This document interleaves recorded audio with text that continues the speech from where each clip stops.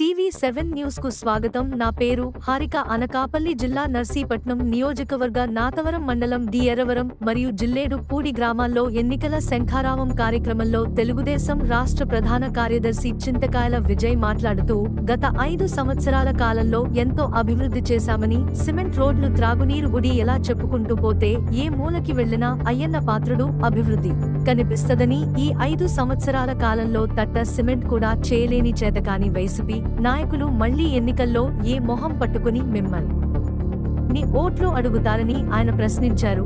ఈ వైసీపీ ప్రభుత్వం అరాచకాలు సృష్టించడమే తప్ప అభివృద్ధి చేసిందేమీ లేదన్నారు. ప్రశ్నించే వ్యక్తులపై కేసులు పెట్టడం ఒకటే వీళ్లకి తెలిసిన విద్య అన్నారు. అందుకే రానున్న ఎన్నికల్లో ఎమ్మెల్యే అభ్యర్థిగా అయ్యన్న పాత్రుడుకి సైకిల్ గుర్తుకి, బీజేపీ ఎంపీ అభ్యర్థి సీఎం రమేష్ కి కమలం గుర్తుకి ఓటేసి అత్యధిక మెజార్టీతో గెలిపించాలన్నారు. ఈ కార్యక్రమంలో మండల పార్టీ అధ్యక్షుడు నందిపల్లి వెంకటరమణ, మాజీ జెడ్పీటీసీ కరక సత్యనారాయణ, తెలుగు యువత అధ్యక్షుడు శెట్టి లోవ, మాజీ ఎంపీపీలు సింగంపల్ లి సన్యాసిదేముడు, నేతల విజయ్ కుమార్, పారుపల్లి కొండబాబు, ఎర్రవరం సర్పంచ్ ఇనుపసప్పల సత్యవతి, బెన్నయ్య నాయుడు, జిల్లేడు పూడి సర్పంచ్ లాలం రమణ ఎత్తున తెలుగుదేశం కార్యకర్తలు, ప్రజలు పాల్గొన్నారు.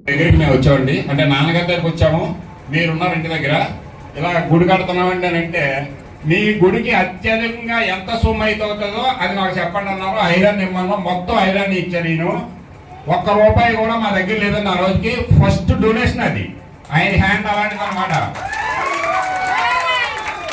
అంతేకాకుండా అయ్యన్న పాత్రుడు గారు తనయుడు అనడానికి నిదర్శనం నేను చాలా చెప్తానండి.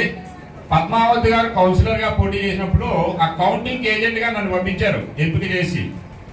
ఇంకా సమయం గంట ఉండగా కూర్చుండగా ఇప్పుడు తిరుగుతున్నారు, కానీ అప్పుడైతే ప్రతి పంచాయతీకి తిరగలేదు. 3 పంచాయతీలో ఒక్క డ్రైనేజ్ కానీ, ఒక్క సీసీ రోడ్ కానీ, ఒక్క బోర్ కానీ, ఒక వాటర్ ట్యాంక్ కానీ కట్టాము అని నిరూపించుకుంటే మీరు చెప్పిందని నేను ఒప్పుకుంటాను. 5 సంవత్సరాల్లో ఇక్కడ వైఎంకీబాల్ నుంచి వచ్చే నాయకులు ఉంటారండి. ఉన్నారా? దారా సత్యబాబు గారు ఉన్నారా? మీరు చెట్టుబెల్లో 5 సంవత్సరాల్లో ఎక్కడైనా ఒక సీసీ రోడ్ పడిందా? సీసీ రోడ్ కాదు కదా, ఒక డ్రైనేజ్ కూడా ఇవ్వలేదట. కనీసం ఎవరైనా ఇల్లు కట్టుకోవడానికి 2 సెంట్లు జాగా ఇచ్చారా? సెంటు కూడా జాగా ఇవ్వలేదట. అలాగే మన వెంకీపాలెం గ్రామంలో కూడా సేమ్ పొజిషన్ అలాగే అయిందండి. ఇలాంటి వాళ్ళతో ఏం మాట్లాడుతాం? మూర్ఖ ముండా కొడుకులు. నేను ఒక మాట చెప్పనా మీ అందరికీ, ఆ అమ్మవారు గుడి కట్టింది మేమైతే దానికి పెయింట్ వేయడానికి కూడా నీ దగ్గర డబ్బులు లేవే, నువ్వే ఎమ్మెల్యే? నాకు అర్థం కాదు. రేపు ఏప్రిల్ 22న మా ఊర్లోనే మరిడం పండగ చేయబోతున్నాం. ఆ మరిడం పండగ చేయడానికి ఏం చేస్తున్నాడో తెలుసు వీడు? మా ఇంట్లో మా బాబాయ్ మాకు వెన్నుపోటు పొడిచాడు.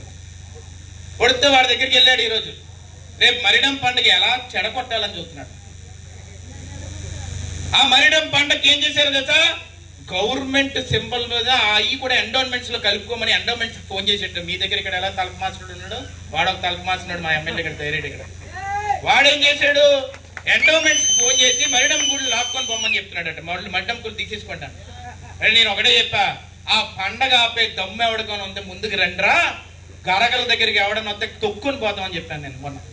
ఎందుకంటే అమ్మవారి పండగ మంది, మనం చేసుకునే వాళ్ళు పెద్దలు ఉంటారు, పెద్దలు నిర్ణయించారు. ఈ రోజు కాదు కదా, పూర్వం ఎన్నో సంవత్సరాల నుంచి ఒక పద్ధతిగా పోతూ ఉంటుంది. అలాంటి పండగలు ఆపుదామని, అమ్మవారి గుళ్ళు తీసుకుందామని, దాంట్లో ఉండిలో డబ్బులు తీసుకుని, ముడుపులు తీసుకొని బతికే సిగ్గులేని బతుకులు మీయి. ఈ రోజు మీరు ప్రజలకు మంచి చేస్తారా? ఇవన్నీ మీరు ఆలోచించాలా లేదా అండి? ఎంత దారుణమైన విషయాలు ఇవన్నీ కూడా. ఇవన్నీ ఒకసారి మీరు అందరూ ఆలోచించాలమ్మా.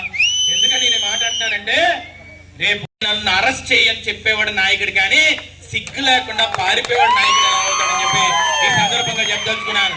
మనకు కష్టాలుంటే, మీ కష్టాలుంటే మాకు చెప్పుకుంటారు. నేను వచ్చి నాకు అప్పు ఉందమ్మా, నాకు కాలు పోటీ, నాకు ఓటేయండి అంటే సిగ్గే ఉండాలమ్మా.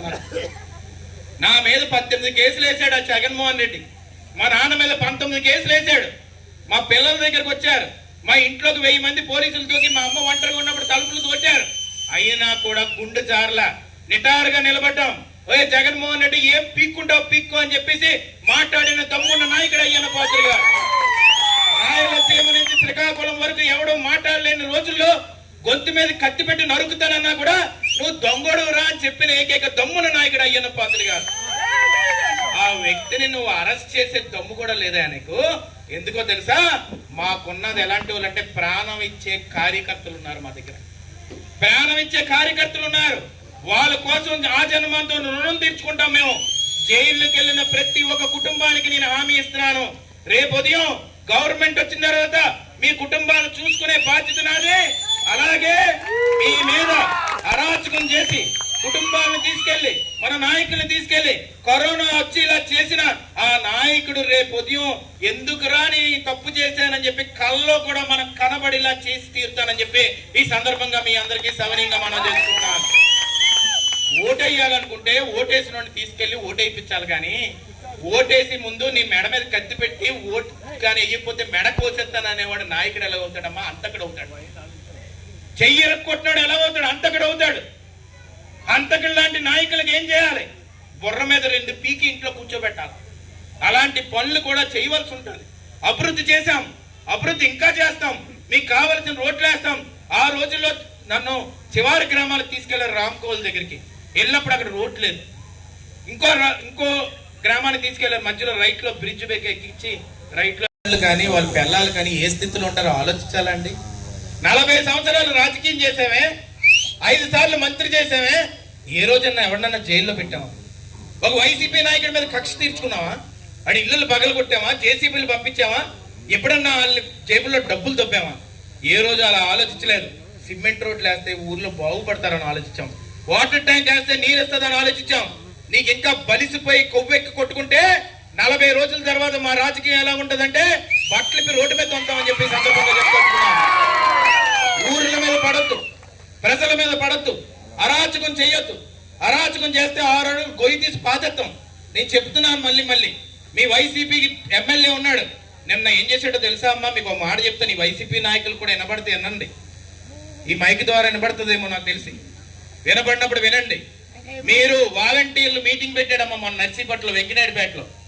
మీటింగ్ పెట్టి ఆ వాలంటీర్లకు ఫోన్ చేసి ఏమంటాడంటే, వచ్చేసేయండి నీకు భోజనం పెడదాం అనుకుంటున్నాను, డబ్బులు ఇద్దాం అనుకుంటున్నాను, నా డబ్బులు కూడా మీరే ఎలక్షన్లో పంచుతుంది, కానీ మీరు అందరూ నా దగ్గరకు రండి అంటే పాపం వాళ్ళందరూ చిన్నపిల్లలు కదా. ఎమ్మెల్యే గారు పిలిచారు, ప్రభుత్వం పోయిందని మొత్తులను దిగలేదు. ఇంకా మందు తాగిన వాళ్ళు తిరుగుతుంది, ఉదయం లేసాక హ్యాంగ్ ఓవర్ దిగదు, ఏదో మధ్య దోతారు. మళ్ళీ ఈ హ్యాంగ్ ఓవర్ దిగలేనట్టు ప్రభుత్వం పోలేదు అనుకుంటున్నాడు. ఇంకా వీడు వెళ్ళి ఏం చేశాడంటే, బాబు ఒక నిమిషం, వీడు వెళ్ళి ఏం చేశాడంటే వాలంటీర్లతో మీటింగ్ పెట్టాడమ్మా వెంకటేడిపేటలో. పెట్టినట్టే పోలీసులు సైరన్ వినబడింది. సైరన్ వినబడినట్టే ప్యాంట్లోంచి కింద కారిపోయింది. కారిపోయి ఏం చేశాడంటే, గుర్తొచ్చినట్టుంది, నేను ఎమ్మెల్యేని కాదు కదా, నన్ను అరెస్ట్ చేసేస్తారేమో అని చెప్పి ఈ చిన్నపిల్లల భవిష్యత్తునంతా అక్కడ వదిలేసి వాలంటీర్లు అందరిని అక్కడ పెట్టేసి టక్కలు లెగిసిపోయి మెరుపుతీగ అంటారు, అదే సినిమాలో రామ్మ మెరుపుతీగ అలా వెళ్ళిపో అంటాడు కదా, అలా వెళ్ళిపోయాడు. వెళ్ళిపోయి కారు ఎక్కి జంప్ పారిపోతే ఈ పోలీసులు అన్నారు, వెళ్ళి ఎమ్మెల్యే గారు ఉన్నారన్నారు, ఎక్కడికి వెళ్ళిపోయారంటే ఆడే ఫస్ట్ పారిపోయాడండి వీళ్ళందరికంటే ముందని. ఈ వాలంటీర్లు అందరూ అక్కడ ఉండిపోయారు. అక్కడికి వెళ్ళిపోయి సందులో అడ్డ దాక్కుని ఫోన్ చేస్తాడంటే వీళ్ళ నాయకులకి. ఏమని చేశాడంటే, ఎవరో ఈ వాలంటీర్లు అందరూ దొరికిపోతారేమో, వీళ్ళందరినీ ఒక రూమ్ లో ఫ్యాన్ లేదట, ఆ రూమ్ లో పెట్టేసి లాక్ వేసేయండి అని చెప్పాడు. 15 మందిని లాక్ వేసారమ్మా. 1/2 గంట సేపు ఆ వాలంటీర్లు తలుపులు కొడుతున్నారు, తలుపులు తీయరా బాబు, నిన్ను నమ్ముకొని ఇక్కడికి వస్తే నువ్వేమో మధ్యలో వదిలేసి పారిపోయావు, మమ్మల్ని ఎవడరా తీసుకెళ్తారని చెప్తే పోలీసులు అందరూ వచ్చి తలుపులు కొట్టి ఆ వాలంటీర్లందరినీ పాపం దొంగల్లాగా జీపుల్లోకి ఎక్కించి అరెస్ట్ చేసి